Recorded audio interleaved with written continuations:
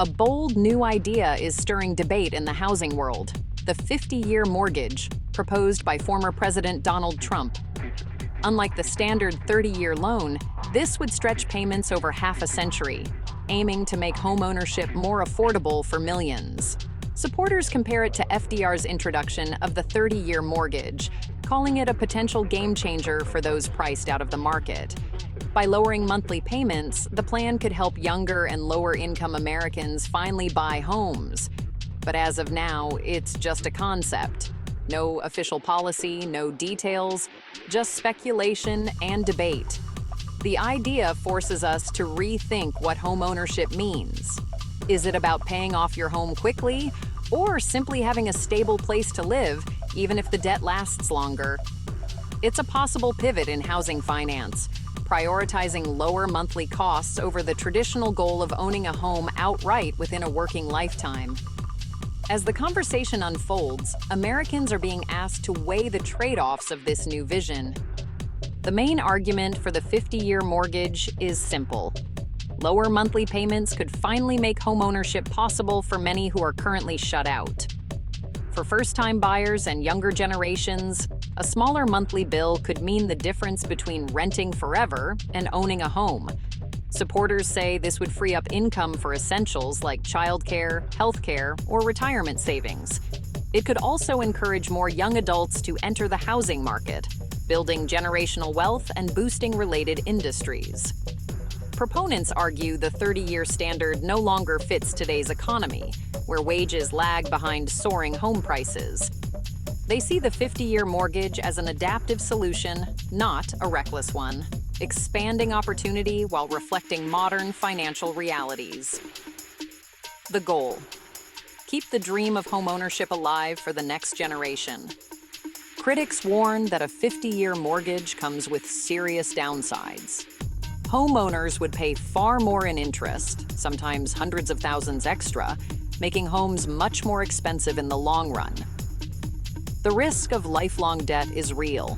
Buyers in their 30s could still be paying off their homes in their 80s, carrying debt into retirement. Equity would build painfully slowly, leaving homeowners vulnerable if prices fall and making it harder to borrow against their homes.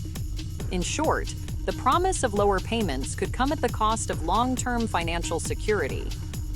Experts worry that 50-year mortgages could fuel demand without fixing the real problem: not enough homes. More buyers chasing limited supply could push prices even higher, erasing the benefit of lower payments. Artificially boosting demand might also prevent the market from correcting itself, keeping prices inflated and increasing the risk of a housing bubble. Some argue the 30-year mortgage has worked well for decades. Why disrupt a stable system? There's also concern that lenders might charge higher interest rates for these longer loans, making them more expensive for those who need them most. The result could be a two-tiered market, deepening financial inequality. The challenge: avoid new risks while trying to solve the affordability crisis. Turning the 50-year mortgage from idea to reality would require major legal changes. Current law, especially the Dodd-Frank Act, bans mortgages longer than 30 years. Changing this would mean a fierce fight in Congress, pitting consumer protection against market innovation. Even if the law changes, regulators would need to create new rules to protect borrowers and ensure transparency. The process would be slow and contentious, with no guarantee of success. For now, the 50-year mortgage is just a talking point, one that's sparking a much bigger conversation about the future of housing finance. Before it becomes reality, lawmakers and regulators face a long road of debate and decision. The 50-year mortgage debate highlights a deeper crisis. Affordable housing is out of reach for millions.